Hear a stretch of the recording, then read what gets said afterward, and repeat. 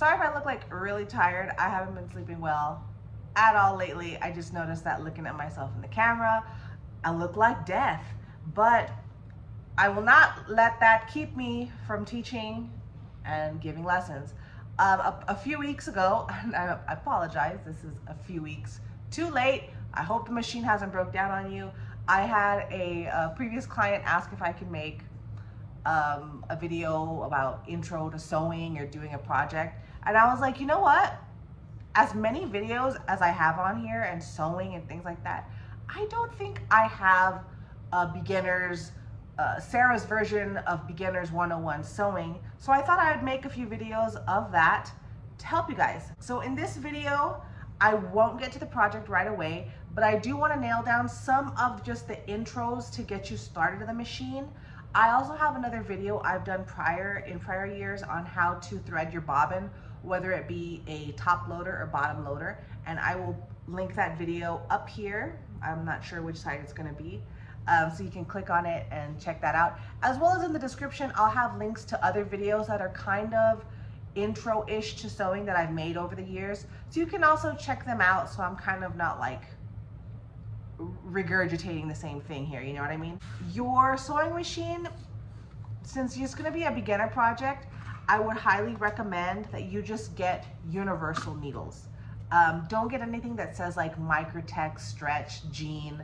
Let's just do the basic stuff, universal needle. Those will be the cheapest. So hopefully if you break one, it doesn't break you, you know what I mean? Because, you know, nothing's sadder than breaking your last Microtex needle and you cry, because then you can't sew anymore. But I'll go through that later if you want to know more about. So these are just general universal needles. Also, I would stick with just an all-purpose thread. Don't get anything that's like silk. Obviously, all silk thread will be very expensive. Don't do that. Don't get any either that say like Button Craft. It's 100% silk. 100% cotton for quilting. See, this one is a 26% finished cotton and 74% polyester, but it is so, like, look how thick that is. It is so thick, like compared to my green wall. It's so freaking thick. And then here's the one that's just, it's all, what is this? 100% polyester. Can you see how thin that one is compared to this one? So many times it'll be in like a grab bin, like, oh, quilting cotton spools. Don't get these. My machine cannot tolerate this one. It always gums, like just jams up. And I have, like, this one I can only use for hand sewing purposes. And also, don't even bother trying to put this in your bobbin. I promise you, unless you have one of these super brand new awesome machines that can take anything, it'll really just mess up your machine and you'll just waste time and you'll get yourself frustrated trying to do your projects. So stay away from those. Just stick with your 100% all-purpose polyester thread, universal needle. So in this series, I want to do 2 projects. So in this video, we'll just go over like the parts of the machine, how to stitch straight, get yourself prepared for the pillow project. So we'll do a small pillow. That'll be the second video. And then the third video, we'll just kind of accelerate it along a little bit. And this is a project I think a lot of people could apply this towards shortening of your t-shirts. In this case, I had bought this shirt for my son. He didn't like the fact that it was long sleeves. So I'm going to turn it into a short sleeve. And I think that would help you along as well if you want to learn how to deal with clothing. This will be an excellent project if you also have a shirt that you'd like to shorten the sleeves on, and how to deal with that kind of material. So I think those 2 projects will be the best for you. So enough chatting, I've said my piece. Let's get to the machine. Let's go. So every machine is kind of different, but also kind of the same. Everything's a little different, but a little similar in how you thread it. So I already put, so you can see I put some blue thread in here. There's a little, I don't know if you can see, let me bring this over. Your machine may or may not have this, but I'm just going to show you how I thread my machine. always please refer to your user manual, and then there's another little hook right here that the thread goes through. So if I lift this up, and also when you are threading your machine, make sure the foot is up. Why? Because in here, when we insert the thread, there's these two plates, and the two plates give pressure. So let's see, what's a good example here? So the string is going to go through these two plates, and you have to have a right amount of pressure. Like, it has to be in between those plates with the proper pressure, or else your machine is going to sew real messed up. It's going to look messed up underneath. It's not going to sew with the right tension. And that's another thing, tension as well. But let's kind of do first things first. So what I do in my machine to make sure it gets threaded in between those plates, and let me bring this a little bit closer. Do you see this thing right here? That's my little metal plate, which I call it. I actually don't know the technical term for it. I just call it a plate. If you repair machines for a living, please let me know what that is actually called. It may be plate, it may not be. I don't know. We'll just keep going. So what I do is I hold my thread up here, and I make sure I get it between the plate real good, okay? And then I loop it around this arm right here. And then I come down now between the other side of this split that's here, because there's a split one side for the plate and a split one side for this arm area. I come down and I click it. This is where it kind of gets kind of similar for most machines. Let me bring this closer. So I brought it in between that, and then, I mean, I haven't seen this not on a machine, but there's always going to be, right before you stick it into the needle, there's like a loop thing here, always right above it. So we're going to put the thread behind it, and I always come this way, and then it comes through the front. If that frustrates you, you can always like fish it through the hole, but to me that's harder to me, because I already know the arm motion to get it in there right away. And then lastly, what I like to do too to check, at this point, I'll put my foot down, and if I give it a little bit of tug and it's not coming through, then I know that the pressure, I did it properly, you know, up in that area where I showed you right now. So now I'm just going to thread it. If the end of your thread is like a little hairy, like it doesn't look clean, you know, she's a little disheveled, I usually just clip it off so it's, you know, nice and not fuzzy, so that way I can thread the needle. And always throw your threads behind it in front of you so it doesn't get in the way. So right now I'll have my stitch on, you know, a big stitch. I have it on an 8. I'm doing straight stitches, nothing zigzag, nothing like that yet. And also what I did is I just got a plain piece of paper and I drew some lines on it with a ruler. And I think you should do the same too, so that way you can practice all of this. Practice makes perfect, like I wrote down here. The more you sew, the more you get familiarized with your machine. You're just gonna sew a lot better, a lot faster, and things will just come more naturally to you. So let me go over some things here. This is your plate. These are your feed dogs. These, I'm gonna kind of show you. I'm gonna hand crank the machine. So you see those little rubber things going up and down. So that's what grabs the fabric, and that's what, you know, pulls it, or actually it would be the opposite direction, but it's pulling the fabric. It's what actually grabs it and makes it move. Because if you didn't have those, I mean, the machine wouldn't work. That's part of the machine that makes it work. So that wouldn't work.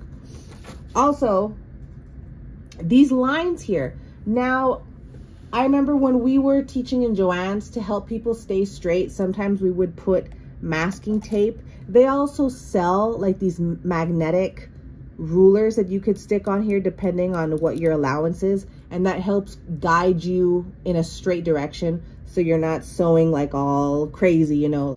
Okay, so let's say we want, or our pattern says this is going to be a 1/2 inch seam allowance.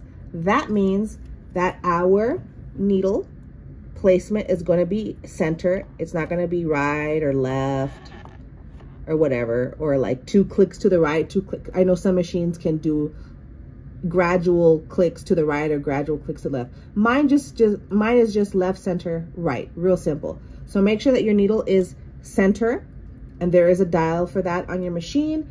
If you're not sure, please refer to your user manual. A lot of times these days, your user manual is not an actual book they give you. It's like a QR code, and you can just scan it and go to the website and then read about it. You're going to take the edge of your fabric, and in this case, the edge of our paper.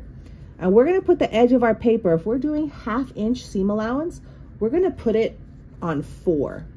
On my machine, this 4 line indicates 1/2 inch. Some of them are numbered, some plates are not. So you're just gonna have to kind of read your manual and see which one is gonna be my 1/2 inch. So I'll put the edge of my paper on that 4, hope you can see. Always look at the edge of the fabric and your line on your plate to guide you if you're not doing the masking tape or that magnet thing on here to guide you if you're brand new. Never stare at the needle to keep you straight. That's not going to help you. You're going to end up growing crooked. So while I'm staring to make sure that the edge of my fabric, aka paper, is on the number 4 line to keep a 1/2 inch seam allowance, I'm going to just press on my machine.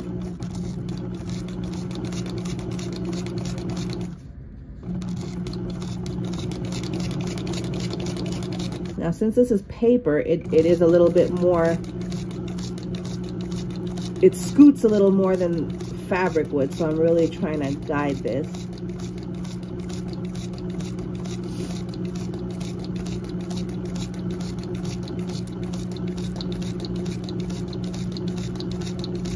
She went she's a little crooked. She's real scooty, this paper. That's okay. So this is my 1/2 inch seam allowance. You want to do some more practice.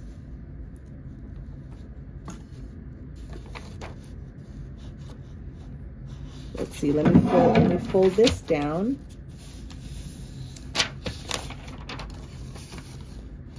Just so I can be able to use my numbers, so I'm not staring at the needle to keep me straight. So again, let's keep the edge of this on the number 4 line as best as possible.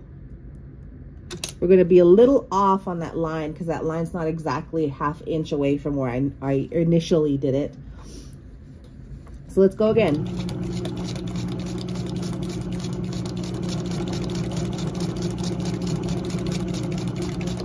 Now, I'm going to teach you something to turn at a 90-degree angle. So if you're still sewing like this, if your line is all crooked, I would say wait until you're able to properly keep the edge of that fabric on the right ruler line on your plate before we attempt the next thing. So let me get back on 4. Hold on. Am I gonna run out of space? Here we go. I'm back at 4. All right, so now I'm straight again. When we turn a corner, a 90-degree angle, we're going to stop right here, leave the needle in the fabric. I'm not going to turn the dial to lift the needle yet. I'm not even going to do it. I'm just going to lift the foot. I'm going to rotate my project. At this point, see how I'm like, I don't know if you could tell, I'm just a little bit off from being on the edge to my 1/2 inch seam allowance. Now I will lift the needle. I'm still holding the paper. It's not going anywhere. And I'm just gonna scooch it right there. Now it's there. I did create a little bit of a space, so practice here using your back stitch button. I'm just gonna go back. I'll go back 2 times. So that way I'm back on that line, so I'm not creating like little holes in my project, right? Let's say if you're sewing 2 pieces together, if you don't sew over that hole, you're gonna have a hole when you turn it inside out. So I'm back on my 1/2 inch seam allowance. I've turned and I'm just gonna go straight. Again, just staring at the edge of my fabric, making sure I keep it on that 4th line, and just guiding it. Just guiding it. Okay, so now that we're done sewing, if my needle is still down, I am going to use the hand dial that's located on the right side of the machine. Lift it all the way up, because if you don't lift it all the way up, you're gonna have a hard time trying to pull your project out of the machine to clip it. So make sure that's all the way up, and then I'm just gonna tug it, and then I'm going to clip.